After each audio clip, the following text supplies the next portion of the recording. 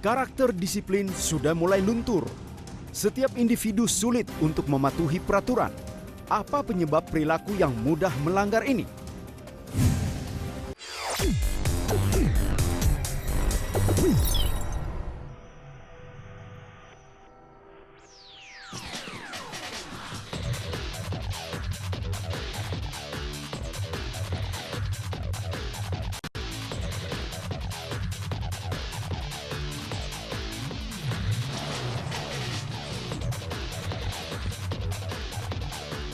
Anda lihat, pelanggaran seperti ini sering sekali kita jumpai. Dan kalau Anda perhatikan dengan sesama, pelanggaran ini tidak pernah dilakukan sendirian. Selalu ada yang mendahului dan juga ada yang mengikuti. Dan lama-kelamaan, ini akan menjadi hal yang lazim. Dan mungkin kita akan menjadi kebal untuk melanggar peraturan yang ada. Pelanggaran-pelanggaran ini terjadi banyak sekali saya perhatikan di negara-negara yang menganut sistem kolektif. Sistem kolektif perlu diketahui juga adalah sistem yang dimana kelompok masyarakat atau mayoritas itu punya aturan main sendiri.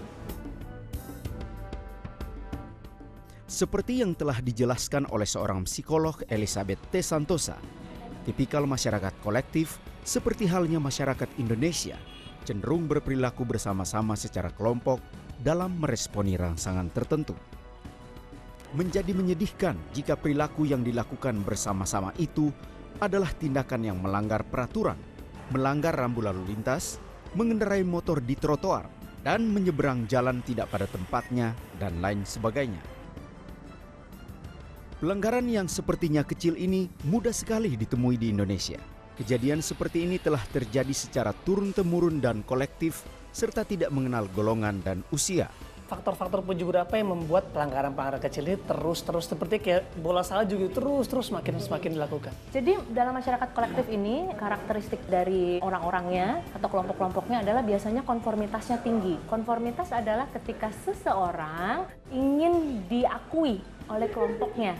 Jadi perilakunya akan menyerupai kelompoknya. Kita yang lebih sedikit ingin membuat suatu perubahan, kita seperti kayak tidak diterima. Kita sendiri merasa diasingkan dari luar, tapi kita sendiri merasa canggung dari dalam. Alhasil, perilaku yang melanggar ini dapat mengganggu ketertiban dan membahayakan orang lain serta diri sendiri. Lebih parah lagi, tindakan salah masyarakat atau aparat yang terus berulang dilakukan dapat menjadi kebiasaan yang dianggap lazim dan dapat diterima secara luas. Sebenarnya efek unconscious itu mungkin karena ditanam dari sejak dulu ya, sampai sepertinya otomatis gitu ya. Dampaknya yang perlu kita perhatikan adalah ini udah mewabah begitu, turun-temurun ya. Nah dampaknya itu semakin besar belakangan ini karena pengaruh sosialnya mulai dari kelompok kecil jadi besar, terus jadi diajarkan turun-temurun ke generasi-generasi sampai ke generasi kita. Pada umumnya masyarakat tidak menyetujui bentuk pelanggaran apapun. Perlu tindakan konkret dan praktis untuk membuang kebiasaan melanggar. Diri sendiri dapat menjadi kontributor terbesar dalam mengurangi berbagai bentuk pelanggaran. Tentu saja bentuk dari diri sendiri itu adalah tindakan serentak dari pemerintah dan masyarakat. Bagaimana langkah-langkah praktis untuk menanggulangi melakukan pelanggaran-pelanggaran kecil ini di masyarakat yang kolektif? Tadi memang saya katakan mengenai pengaruh sosial yang sangat kuat oleh masyarakat kolektif. Tapi tidak menutup kemungkinan bahwa kita bisa memutarbalikkan keadaan, bahwa keadaan bisa lebih baik lagi untuk bangsa dan negara.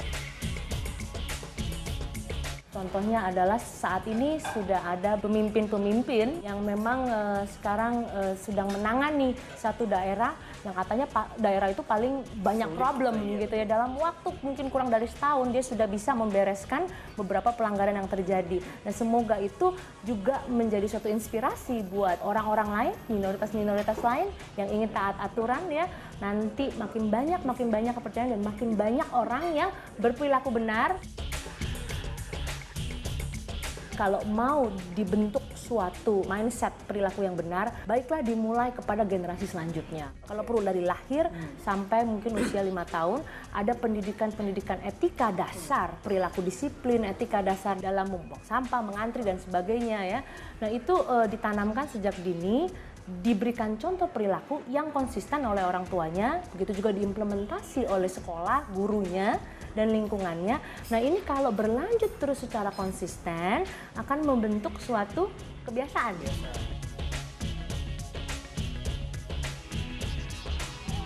Kalau kebiasaan ini berlanjut menjadi bentuk karakter. Nah karakter itu kan kuat sekali, jadi artinya sudah diinternalisasi di bawah alam sadar. Kalau suatu mindset perilaku sudah diinternali di bawah alam sadar, mereka melakukannya perilaku ini tuh sudah secara otomatis. Elizabeth juga percaya bahwa hukuman yang dapat membuat efek jera dan tindakan konsisten pemerintah dalam memberi hukuman dapat meminimalisir permasalahan ini. Proses hukum itu kalau dalam ilmu psikologi ingin memodifikasi perilaku supaya mereka tidak melakukan pelanggaran lagi, supaya jera. Perlulah kira-kira pemerintah menganalisis kembali apakah peraturan tersebut sungguh memiliki efek jera kepada pelakunya. Yang kedua adalah konsistensi. Artinya jangan sampai ketika seseorang melanggar peraturan, ketemu polisi ditilang terus bilangnya, apa-apa deh hari ini apes, besok enggak. Dari 10 kali dia melanggar peraturan, 1 kali apes, jadi 9-nya enggak. Pasti akan dilakukan. Nah, itu perlu konsisten, harus terus gitu. Jadi kalau sekali melakukan pelanggaran, dapat hukuman. Besok ada lagi. Harapan kita semua, ketertiban dan keteraturan menjadi buah yang dihasilkan dari perilaku kolektif masyarakat Indonesia yang membiasakan diri berperilaku benar. Seruan yang mengatakan kalau bukan kita, siapa lagi? Mungkin kalimat ini adalah kalimat yang paling pas saat ini untuk mengatasi ketidakteraturan yang terjadi di sekitar kita. Perubahan memang sangat perlu, namun itu harus dimulai dari diri kita sendiri. Di mana kita punya perilaku taat, tapi bukan keluar dari rasa takut. Saya Raditya Loar melaporkan untuk Solusi Lain.